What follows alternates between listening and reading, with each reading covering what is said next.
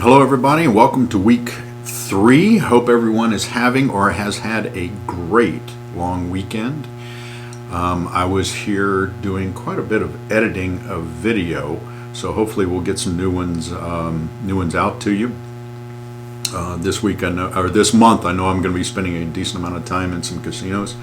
I have a trip to Vegas tentatively planned, but I have another definite trip to my home up in Minneapolis, so I know I'll be exploring all the tribal casinos in that area, and I'll probably bring you some video from the original casino that I helped open, or I was part of the team that opened that, Lord knows how long ago. So hopefully we'll have some good new content for you. Now, this last week we had an announcement come out from the Chancellor of Student Affairs, I believe, on COVID-19. If you have not had a chance to read it, please do so. It is, in essence, covering gatherings of students. University of Arkansas has become a hot spot in the state, and we need to make some adjustments there. Need to be aware of what's going on. The bottom line of that announcement was use common sense and follow guidelines. So let's make sure you do that. And I'll post the announcement out there. If you have not had a chance to read it, please do.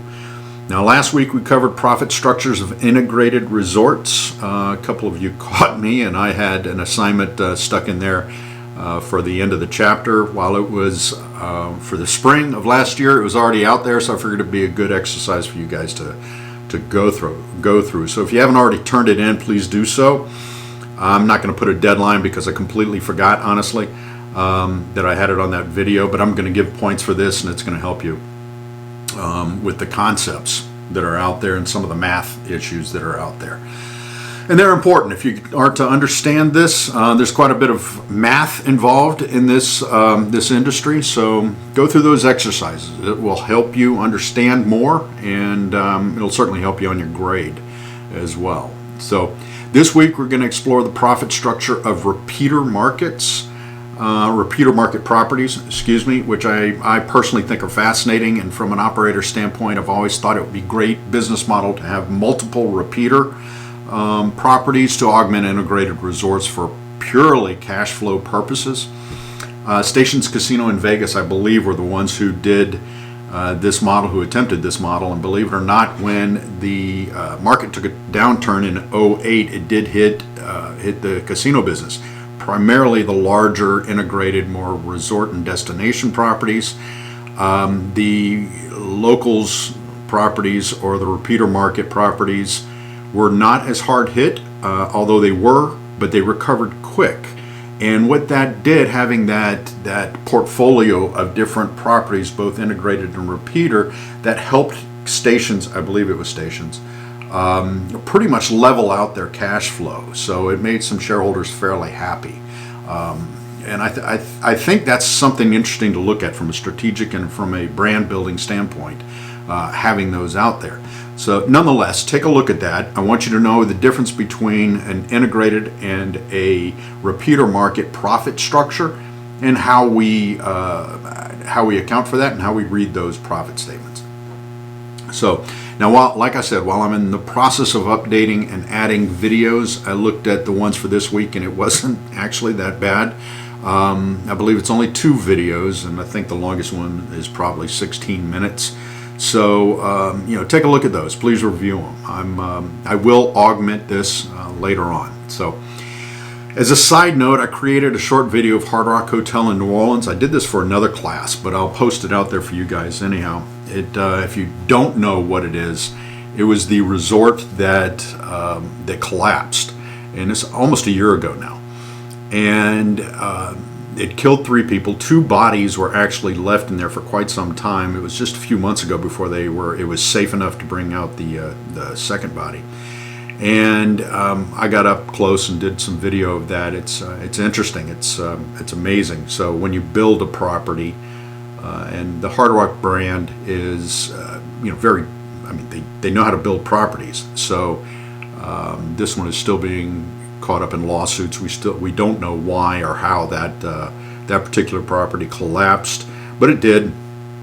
and I did a little video. It's about 2.5 minutes, maybe 3 minutes, I don't know, long. It's on my YouTube channel, but I'll post a link to that online, so you can take a look at it if you'd like. Okay, I may send a survey or questionnaire within the next couple of weeks to determine a few things about how you guys are learning and consuming information, because I'm a firm believer that this is how we're going to deploy knowledge and higher education in the future. And this is a really good class for us to explore different methods, mainly because it's an elective for one. It's a fun class, and there's a whole lot of flexibility involved. Plus, the way I teach it, I'm going to be hopefully this semester on the road quite a bit and be able to bring you some transient video, if you will, some live video. So I may send you a survey on that, and I'll have instructions on what it's about. Heads up there. Now, another one that I'm going to put one of his books. This guy's name, and I have a pretty good professional dialogue with him. His name is David G. Schwartz. Okay, here's Tales from the Slot Floor. This is in essence a summary of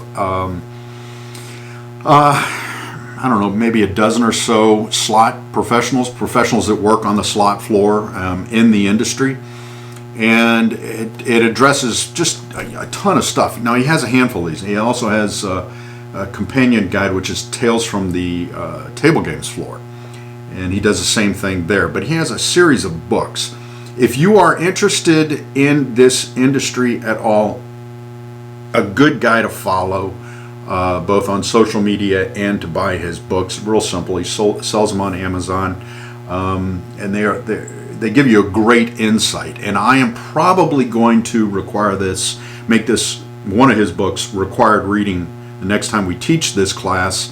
So you guys are lucky you don't have to read it as part of your coursework. So again, his name is David G. Schwartz, and the book is Tales from the Slot Floor. So if you're interested, please follow him.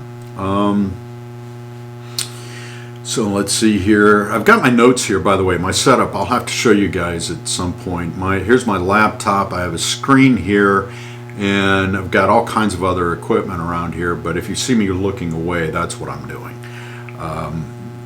So let's see. The questionnaire, speaking of improvement, yep. Now, some of you have asked about assignments outside of the questions at the end of Chapter 2. There are not any yet.